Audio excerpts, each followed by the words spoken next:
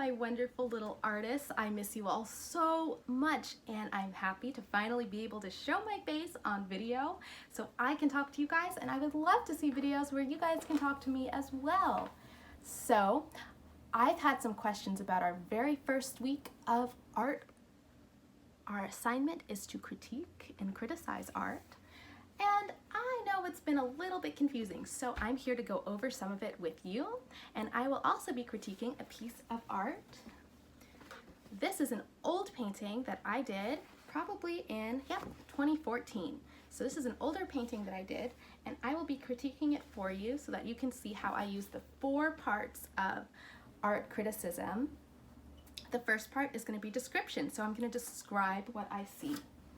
When I look at this art piece, I see a girl, and she has blue hair, and she has crystals coming out of her eyes.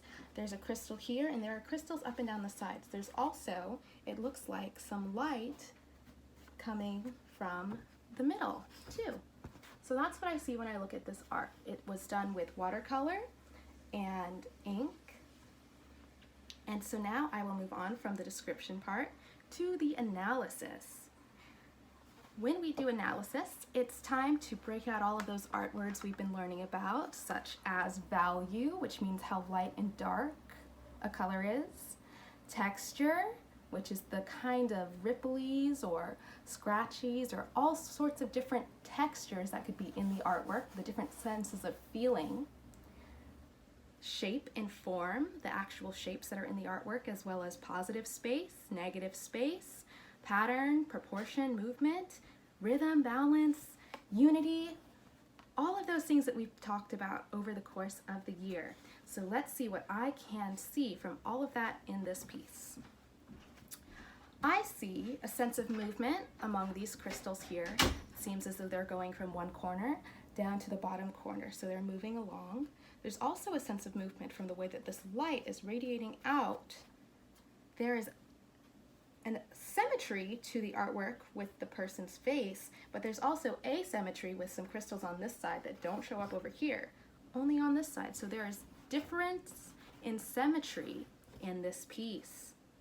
I would say that it is quite balanced and that there is a sense of unity. There are some things in the artwork that I think are maybe not so successful, as in the rest of her head didn't happen, and I think that it actually throws off the balance of the piece quite a bit because there's not something happening in this corner and this corner that mimics those lines. So let's move on to the interpretation. So what do we think the artwork means? When I look at this piece, I think it means something about introspection. I think it means thinking deeply about things like light and the way that light reflects through crystals. Because I'm the artist, I can tell you that it's a portrait of a tea light candle and some crystals around it, and I turned it into a girl because I just wanted to practice with painting the hair color. So that's what happened with this piece, and I think it turned out really pretty. I like this art piece, and I am thinking about exhibiting it. So I hope someone else likes it too. Let's see, that was my interpretation of the art. And now the final part is judgment, which is what you think, if it was successful, if it was unsuccessful. And I mentioned some of that in my interpretation, but my final judgment is going to be that this is a successful art piece, it's a successful watercolor, though I do think that darker values could be added to have a better sense of depth. So that is my critique on my own art, and I hope that helps you out a little bit. Be sure to mention any questions that you have, and I will get back to you as soon as possible. I miss you all so much, and I love you guys, and we can really get through this together. Notice that I have on some gloves, trying to stay nice and clean. Even at home sometimes I wear them, but maybe also just because they're fancy, and I like to feel fancy. I hope you guys have some fun, and you're doing well. And please reach out to me. You can always talk to me in the Student Space channel. And hopefully I get to see you again soon. Bye for now.